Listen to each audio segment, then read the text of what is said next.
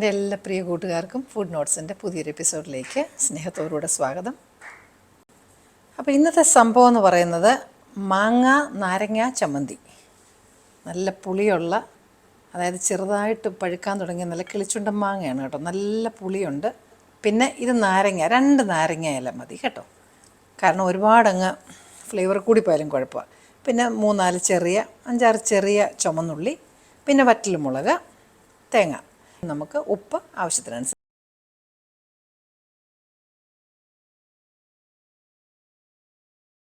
പക്ഷെ ഒരു കാര്യം പറയാൻ ഞാൻ മറന്നുപോയി കേട്ടോ.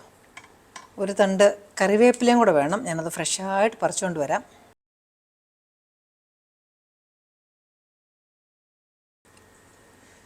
പിന്നെ നല്ല ഫ്രഷായിട്ടുള്ള ഒരു ചെറു തണ്ട് മതി, ഒരുപാട് വേണ്ട. ഒത്തിരി ഫ്ലേവർ ആയിക്കഴിഞ്ഞാൽ പിന്നെ അങ്ങ് ചമ്മന്തിക്ക് കൺഫ്യൂഷനായി പോകുമല്ലോ, ഏതിൻ്റെ ഫ്ലേവർ വേണമെന്ന്. അപ്പോൾ ഇതിനകത്ത് സംഗതി എല്ലാം ഇട്ടു. ഇനി നമുക്കിടാനുള്ളത് ഉപ്പ്. നമുക്ക് സംശയം ഉണ്ടെങ്കിൽ ഇത് കുഴപ്പമില്ലെന്ന് തോന്നും. ഉപ്പ് സംശയം ഉണ്ടെങ്കിൽ നമുക്ക് ഒടുവിൽ ആഡ് ചെയ്യാം. അതുകൊണ്ട് ഇപ്പോൾ ശ്രദ്ധിച്ചിടുക. ഇത്രയും സംഭവം നമുക്കിത് ഗ്രൈൻഡ് ചെയ്തെടുക്കണം. വെള്ളം അല്പം പോലും ചേർക്കണ്ട. പൾസിലിട്ട് അല്ലെങ്കിൽ വിപ്പിലിട്ട് അത് നന്നായിട്ട് അരയ്ക്കണം. അതുപോലെ തന്നെ അരയ്ക്കുമ്പം അത് പേസ്റ്റ് പോലെ അരയ്ക്കാൻ പാടില്ല, ചതച്ചരച്ചാൽ മതി കേട്ടോ. അപ്പോൾ നമുക്ക് ഇടയ്ക്കിടയ്ക്ക് ഒന്ന് ഇളക്കി കൊടുക്കണം. എരി നിങ്ങൾക്ക് ഇഷ്ടം പോലെ അഡ്ജസ്റ്റ് ചെയ്യാമെങ്കിലും ഇതിനല്പം എരി ഉള്ളതായിരിക്കും നല്ലത്, കാരണം പുളിയൊക്കെ ഉള്ളതുകൊണ്ട്. ഇനി മാങ്ങ നിങ്ങളുടെ കയ്യിലില്ലെങ്കിൽ നിങ്ങൾക്ക് പിന്നെ വാളംപുളി ഇടാം. പിന്നെ അപ്പോൾ നാരങ്ങ മാങ്ങ എന്ന് പറയാൻ ഒക്കില്ല എന്ന് മാത്രം. ചമ്മന്തിയുടെ പേര് മാറ്റിയാൽ മതി.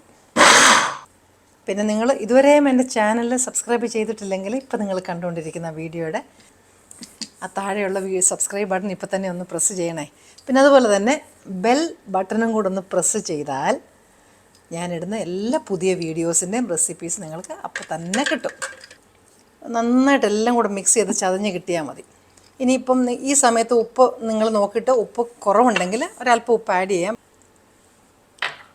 ഇതിലേക്ക് നമുക്ക് ഒരു 1/2 ടീസ്പൂൺ വെളിച്ചെണ്ണ വേണ്ടേ, കുറച്ച് അത് ശകലം ഒന്നൊഴിച്ച് ഒന്നുകൂടെ അതൊന്ന് മിക്സ് ചെയ്തെടുക്കാം. സൂപ്പറാണ് കേട്ടോ.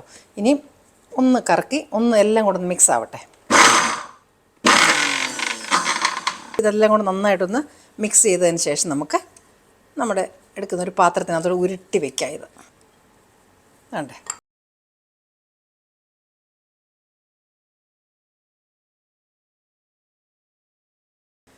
ഇനി നന്നായിട്ട് വൃത്തിയായിട്ട് കഴുകിയ കൈ കൊണ്ട് ഇതൊന്ന് നേരെയാക്കി. കാര്യം ചമ്മന്തി ഉണ്ടല്ലോ, അത് ഉരുണ്ടിരിക്കുന്ന കാണുന്നത് തന്നെയാണ് ഒരു രസം.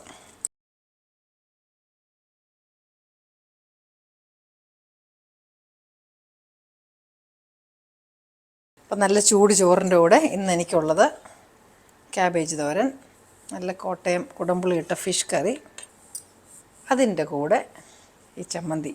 ഇതുപോലെ നിങ്ങൾക്ക് ഇഷ്ടപ്പെടുന്ന മറ്റ് നല്ലൊരു റെസിപ്പിയുമായിട്ട് ഞാൻ വീണ്ടും എത്തും. Till then I M signing off and you stay safe.